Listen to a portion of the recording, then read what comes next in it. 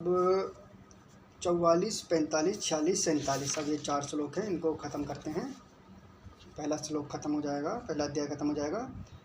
44 सुनिए आप। हे जनार्दन, जिनका कुल धर्म नष्ट हो गया है, ऐसे मनुष्य का अनिश्चित तक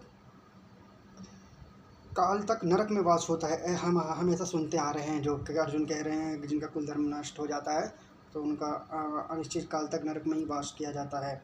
तो अर्जुन कह रहे हैं कि जिनके कुल धर्म नष्ट और जाति धर्म नष्ट हो गए हैं, उनका सर्वदा अधर्म में फंसे हुए लोगों को पापों के फलस्वरूप दीर्घ काल तक कुंभी पाक और रौरव आदि नरकों में गिरकर भीषण यम यातनाएं सहनी पड़ती है। ऐसा हम लोग परंपरा से सुनते आ रहे हैं, इसलिए कुल नाश की चेष्टा नहीं करनी चाहिए। ठीक है। अब 45 सुनिए आप। हाँ, शोक में हम लोग बुद्धिमान होकर भी महान पाप करने को तैयार हो गए हैं, जो राज्य और सुख के लोभ से स्वजनों को मारने के लिए उद्यम हो गए हैं। अर्जुन कहते हैं हम लोग जो धर्मात्मा और बुद्धिमान माने जाते हैं और जिनके लिए ऐसे पाप कर्म में होना उचित नहीं हो सकता, वे भी महान पाप का निश्चय कर चुके हैं। यह अत्यंत आश्चर्य और शोक की बात है। हम लोगों का राज्य और सुख के लोभ से इस प्रकार तैयार हो जाना बड़ी गलती है।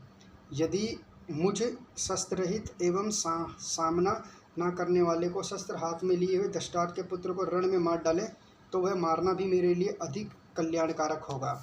अर्जुन यह कह रहे हैं कि इस प्रकार युद्ध की घोषणा होने पर भी जब मैं शास्त्र अपने त्याग कर दूंगा, उठाऊंगा नहीं, और उन लोगों को किसी भी क्रिया का प्रतिकार नहीं करूंगा, वह भी युद्ध नहीं करेंगे, समस्त आत्मजनों की रक्षा हो जाएगी। अर्जुन कह रहे हैं अगर वो मुझे मार भी दे तो वह मृत्यु भी मेरे लिए अत्यंत कल्याणकारक होगी। एक में तो मैं कुल घातक के भयानक पाप से बच जाऊंगा, कह रहे हैं अर्जुन, और अपने सगे संबंधियों की रक्षा हो जाएगी। महान पुण्य कर्म से पराक्रमी प्राप्ति भी मेरे लिए आसान ही हो जाएगी।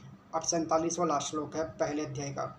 संजय बोले, रणभूमि में शोक से उद्विग्न मन वाला अर्जुन इस प्रकार कह के बाण सहित धनुष को त्याग कर रथ के पिछले भाग में बैठ गया। अर्जुन जो है धनुष को छोड़ करके पिछले भाग में बैठ गए, कह रहे मैं युद्ध नहीं करूंगा, भगवान से कह रहे थे।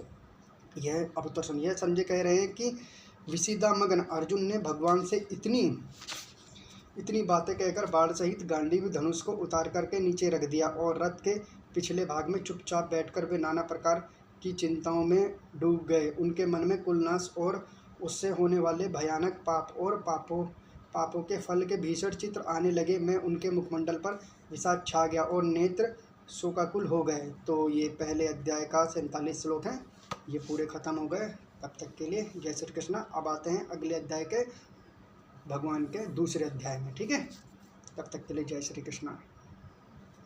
पहला अध्याय खत्म किया, मुझे बहुत टाइम लगा, पहला अध्याय में भी इतना टाइम लगा, मैं आपसे क्या बताऊं, बहुत टाइम लगता है इसको अच्छी तरीके से करने के लिए। नहीं तो मैं भी कहीं भी किसी भी की तरह जा कर के करने लगूं, जाकर जैसे कि मैं जाऊं अपना और जा कर के किसी से भी बोलने लगूं, भगवत श्लोक समझाने लगूं, पर नहीं, भगवान ने ये कहा है भगवत गीता में कि अधूरा ज्ञान दोधारी तलवार के बराबर होता है। अधूरा ज्ञान देने वाले और लेने वाले दोनों को ही काटती है। तो दूसरा अध्याय जो है वो पूरी भगवत गीता का सार्थ है। दूसरा अध्याय जो है वो समझिए कि पूरी भगवत गीता दूसरे अध्याय में ही है। तो दूसरा अध्याय अगर मेरा जैसे पूरा कंप्लीट होता है तो मैं आने की कोशिश करूँगा लाइव, फिर सबको गली गली में जा करके गलियों में मैं समझाऊँगा कि हाँ भगवत गीता सुनिए, भगवत गीता पढ़िए, या मैं खुद समझाऊँगा गलियों गलियों में जा करके कि हाँ भगवत गीता को आप पढ़िए, नहीं पढ़ रहा तो मैं समझाता हूँ, मैं बिठाता हूँ सबको, मैं कीर्तन करने के लिए बोलूँगा सबको कि हाँ ठीक है सुनिए। कीर्तन नहीं कर सकते तो मैं सुनाऊँगा ना, मेरी बातें तो सुनिए कम से कम, कुछ भी करके मैं ज़रूर सुनाऊँगा सबको भगवत गीता। ठीक है, तब तक ले जय श्री कृष्ण।